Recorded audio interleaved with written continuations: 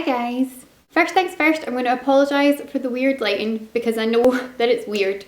But what this video will lack in quality lighting, it will more than make up for in enthusiasm, because I predict that this might be the most overexcited that I have ever been in a video that I have filmed, and that is saying something. Today I am going to review episodes 508 and 509, but let's face it, mainly 508 of Once Upon a Time. Birth and the Bear King. Right, when I say review, let's just be honest, it's probably not going to be as much a review as just a stream of consciousness, because I haven't had a chance to talk about this yet, because none of my friends who watch the show have seen it yet, because I have no patience, and so I watch it on the Monday night and they haven't seen it yet. And I have read a lot of stuff online, and I have watched Jake and Jocelyn, who I will link their channel down below. They are hilarious, and their video review of these episodes was incredible. So I have watched other people's reviews, but I haven't had the joy of actually talking about it myself yet. So that is what this is going to be. I don't know how to feel, because I think my overwhelming feeling right now is it is positivity, because I think that as horribly traumatic as that was, that has to be the best episode that they've ever done.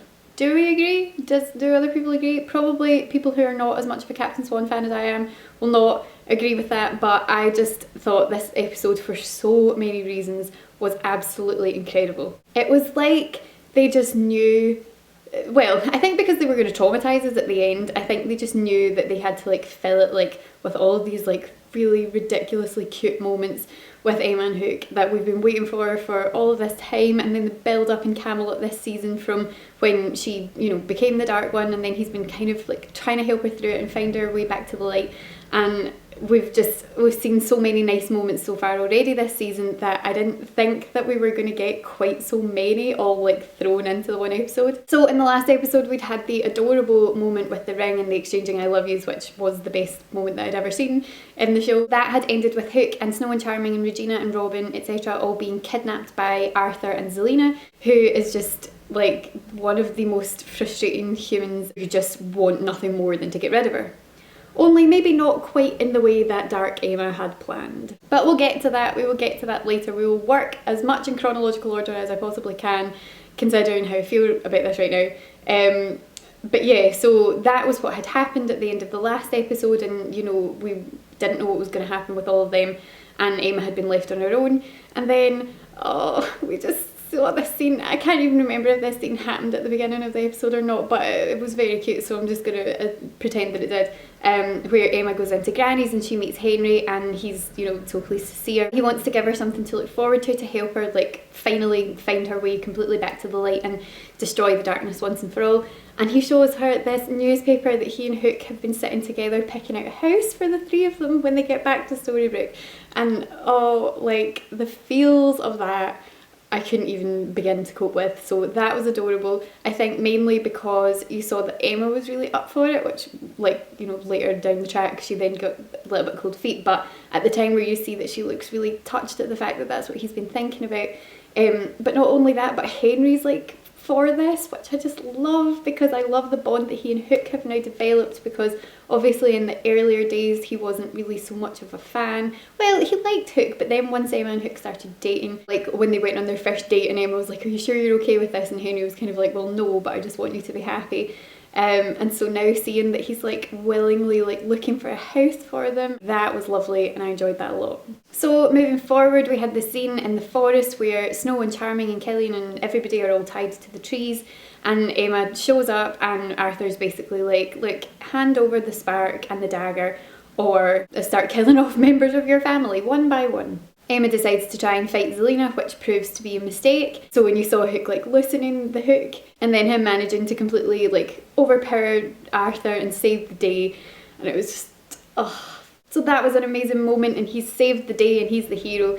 And yeah, he's got a little cut from Excalibur, but then that provided a lovely moment for Emma to go and thank him, and then she healed him with her magic, which she shouldn't be using because it's dark magic, but never mind. At that time, we just embraced the cozy bubble of cuteness that was her healing his neck, and then there was a hug, and it was just completely adorable. Then we had a really interesting scene between Emma and Regina, which I enjoyed a lot, where Regina has basically come out and been what's the deal? Like, there's a reason that you don't want to give up the darkness yet. Regina says, like, I know better than anybody how tempting darkness can be, and out of everyone that you could be talking to right now, I am the one who knows what this feels like the most, and I know how tempting it can be to hang on to it. And Emma kind of comes up with these excuses and says, oh, I'm just worried that if I give up this magic, I can't protect the people I love and whatever. And Regina's like, that's crap. There's got to be something deeper and something, like, a stronger reason for this. And she then uses the dagger on her to try and force her to tell the truth. At which point Killian and Snow and Charming and all that walk in and see this, and they're horrified and they're raging at Regina and basically like, can you stop that? You have to let her make her own decisions and all of that jazz. And Regina's like, oh, this is the very obvious reason why she trusted me with the dagger and none of you guys, because none of you guys will push her when she needs to be pushed, which is, you know, in circumstances like that, probably true. So she's run off into the forest and whatever, and Hook goes to find her and they have like the best conversation ever. I know that some people weren't 100% on board with the kind of wording of it, in terms of her being like, it was kind of awkward when she was like, oh, the only reason I told you I loved you in Storybook was because I thought I was never going to see you again, which is not true. That's what she convinced herself in Storybook was the reason that she told him that, because she was scared.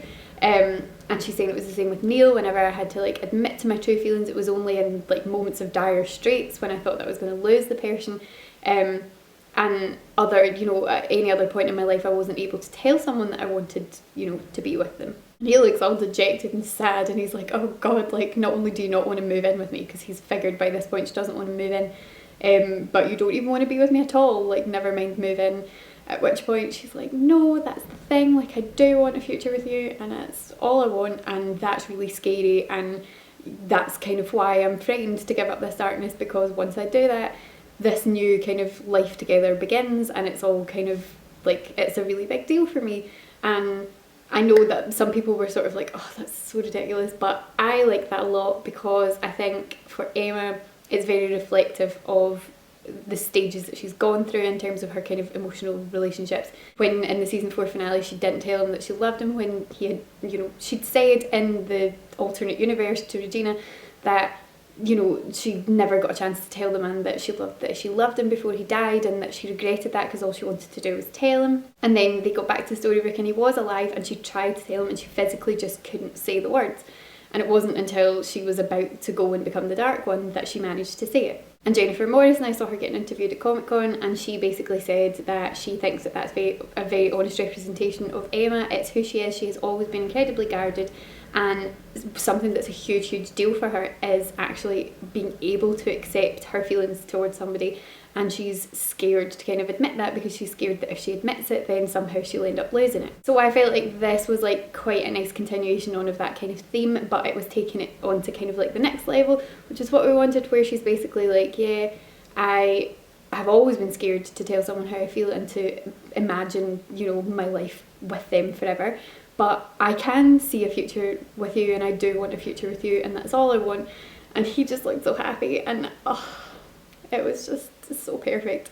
And then of course at which point they kiss and the spark lights. That's the power of this relationship, okay? It can physically light a spark. And then it just all went horribly downhill from there. So of course in Storybook, I've just been focused on Camelot right now, but in Storybook, meanwhile, we've had Killian trying to find out from Emma what exactly it is that happened between them in Camelot, because the beginning of the episode there was kind of like a little parallel to what had happened in Camelot when Killian and Arthur are running through the forest. Charming's basically gone up to Arthur at the beginning of the episode and been like, yeah, I know that you've lied to us. I know that you tried to destroy that toadstool so that we couldn't talk to Marilyn, and you're going to pay for it. David and Robin and Killian had then chased Arthur out into the forest, and Killian's like chasing right up behind him. I'm running. I'm like, this is how enthusiastic I am right now. Also, the wind is like howling down the chimney, so I may have to put music over this, because otherwise you're going to hear that. There was that moment where he tripped and fallen, and unfortunately, you know, Arthur had the upper hand in that situation. He was about to stab him, and Emma, Dark Emma,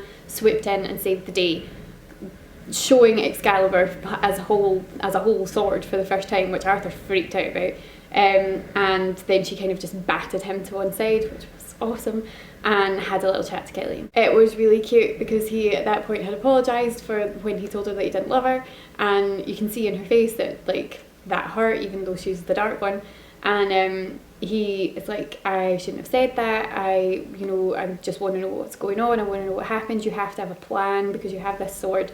At which point she finally tells him that everything that she's doing for him. So she's disappeared, he has gone to see Gold and basically been like, Gold? Is he still called Gold? I guess he is. He's gone to see Rumpel and said, look, I need to know what's happening here.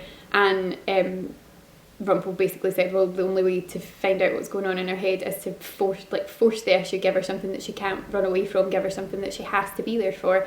And so he decides to jump off the roof of a building, which was a dangerous plan, but I think just shows how much he trusts her and how much he knows that she would never let him die, which is very apt for later in the episode. So she stopped him from dying, and they're standing having this conversation in the street, and it was a really great scene, I think, mainly because it was the first proper scene that we'd seen in Storybrooke where you felt like it although it looked like the Dark Swan, it felt like it was the old Emma.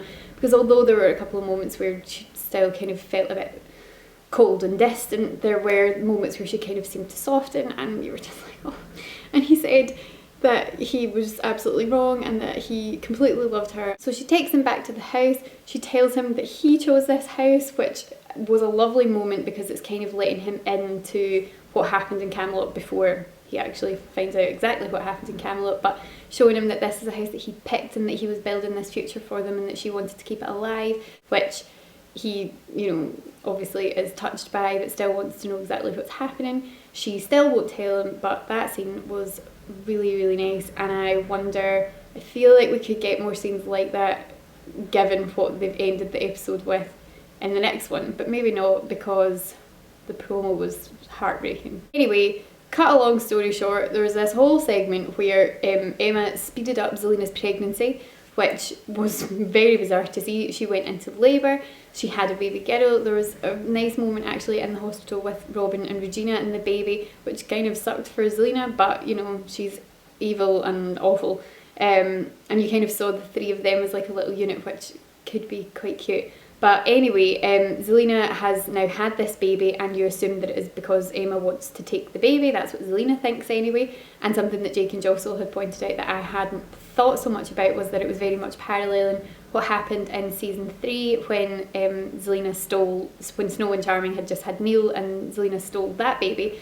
It was kind of felt like a parallel to that scene. Only it wasn't the baby that Emma was after. The reason that she sped up the pregnancy was to have the baby kept safe, and she took Zelina. So having kissed Kellyan and put him to sleep, basically, in her basement, which all sounds a bit crazy, Zelina ends up in this basement with Hook. He wakes up, he's like, oh God, what are you doing here? And eventually it all comes to light that Emma's plan is to destroy the darkness using a vessel, and the vessel that she wants to use is Zelina. This of course means that Zelina is going to die. Hook is not for this, even though obviously he wants the darkness to be gone as much as anybody. He's like, no, you can't do this. And Emma's like, well, just watch me. Off she goes. Hook and Zelina basically make an agreement that his enchanted hook, which he'd enchanted to rip out her heart, he would use to help her get out of the cuff that Regina had put on her to stop her magic, provided that she then set him free. She did. She stuck to her end of the bargain, which I actually didn't expect. I didn't think that she would, but she did. She let him go, and decided that the pair of them would kind of go off and stop Emma from what it was that she was doing. This is where it all just fell miserably apart. Regina and Snow and Charming and everyone are outside the house, and Emma sees them. She's created a kind of like barrier situation so no one can really get out, as far as I can tell. Like, that's kind of what I got from that. Anyway, cut very long story short, because we could be here all day and I have to try and get through this as quickly as I can because God knows how long I've already been talking for. But Hook is determined that he is going to find the squid ink that Emma has hidden away in the house somewhere to get her to tell him the truth. And he does find it, and he does throw it on her, but at the same time Zelina finds the dream catcher that has all of Hook's memories in it, which we've seen Emma looking at and crying before, which we didn't know what she was crying for, but now we do. And so she hands that to him and basically says, here, have a look and find out for yourself exactly what happened. And right, this is where like they broke all of our hearts simultaneously. Back in Camelot, after this wonderful moment where they've decided they're having this future together and everything's fantastic, and they've lit the spark, so the Excalibur and the dagger are going to be put back together. They get back to Granny's, it's all about to happen, and the minute that Emma kind of holds up the dagger and Excalibur into the spark, Hook's neck starts to bleed again. At this point, Like, I could barely watch because I knew what they were going to do, and I was just like, no, I'm not on board with this. I am not on board, because I had seen photos of I'd seen like screenshots of Emma with him in the field when he, like the field of flowers, when he was lying there and she was like sitting over him with Excalibur, so I knew at that point that something along those lines was going to happen, but I just hadn't known how we were going to get to it. And Jennifer Morrison just like broke my heart in that scene when she was crying over him and saying, you can't leave me, you have to stay with me, what about our future? And it's like, this is everything that he's wanted her to say for the whole time that they've been together, that she wants him and that she wants them to be together forever. And now he's like on his deathbed, he's bleeding out, and it's awful. And it was really awkward because to begin with, Snow and Regina and all that are like, how is this happening? Marilyn, there's got to be a way. Marilyn's basically like, no, there's not a way. And he, like, Hook is like dying and says to Emma, look, it's fine, like our future's now, and all I want is to see you destroy the darkness so that I know that you have a future. It's just, I can't even. And at that point Emma snaps and she's like, no, I do not believe, like I do not accept that you're going to die, there's got to be a way that I can save you. And basically says to Marilyn, if I can use my magic to untether you from Excalibur and tether Hook's life to it instead, then I could save his life. And Marilyn's kind of like, yeah, but that could have really terrible consequences for you. You could create another dark one. And everyone at that point sort of like, no Emma, you can't do it, like just let him die. And she's like, hell no, I'm not going to let him die. No one's going to stop me from saving the man that I love. Goodbye. And smoke vanishes them away to the field of flowers where he took her when she was struggling and, you know, couldn't forget about Rumpelstiltskin, and they had that lovely moment and talked about their future, and that is where she took him to save his life. This is where I get conflicted, because clearly I'm on board with what they've done here, because just if they'd killed him off, like if they're going to do in part B what I think they might be doing in part B, I'm going to find it very difficult to watch. But I could not have coped.